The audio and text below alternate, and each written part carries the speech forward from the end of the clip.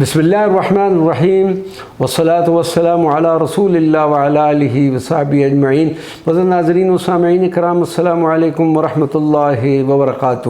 القرآن الکریم انتہائی مختصر تعارف، 11واں پارہ یعتذرون۔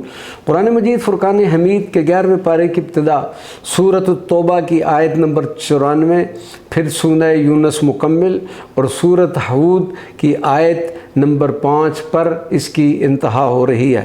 اس پارہ مبارکہ کی ابتدا میں ان منافقین کی مذمت بیان فرمائی گئی ہے جنہوں نے اسباب ہونے کے باوجود جہاد میں شرکت نہ کی۔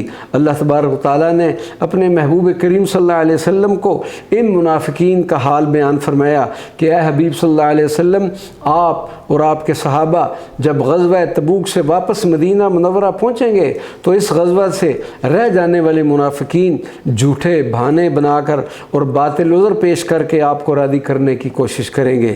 دراصل منافقین کے ذہنوں میں یہ غلط فہمی تھی کہ مسلمان غزوہ تبوک میں شکست سے دوچار ہوں گے، اس لیے انہوں نے شرکت نہ کی، لیکن اللہ پاک نے محض اپنے فضل و کرم سے ایمان والوں کی مدد فرمائی اور انہیں کامیابی عطا فرمائی۔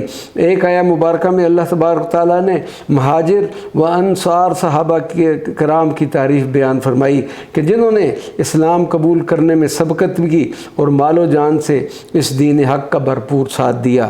اس سے اگلی آیات میں یہ مضامین بیان ہوئے ہیں: منافقین کے لیے احکامات، مخلصین کی قبول توبہ، مسجد درار، مسجد قباء اور اہل قباء کا ذکر، بیعت عقبہ، نیک اور صالح بننے کا طریقہ، اور آخری آیہ مبارکہ میں حضور پر نور صلی اللہ علیہ وسلم کی نعت و تعریف بیان کرنے کے بعد سورہ یونس کی ابتدا ہوتی ہے۔ سورہ یونس مکی ہے اور مکی صورتوں کی طرح اس میں بھی توحید و رسالت اور آخرت کے مضامین پر زیادہ زور دیا گیا ہے، اور بطور خاص اس سورہ مبارکہ میں حضرت یونس علیہ السلام اور ان کی قوم کا ذکر ہے۔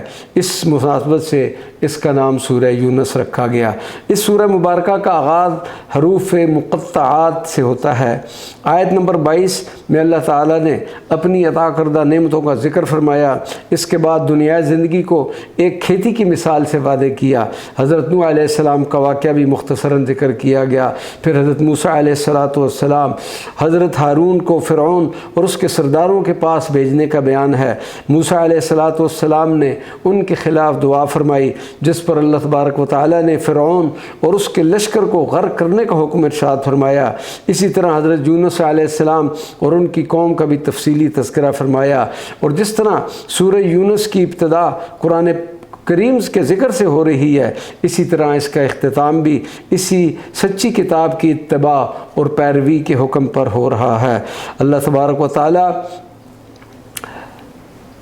کہ ان دو صورتوں سورۃ ہود، اس کے بعد اللہ تبارک و تعالیٰ کی سورۃ ہود کی ابتدا ہو رہی ہے۔ سورۃ ہود مکہ مکرمہ میں نازل ہوئی۔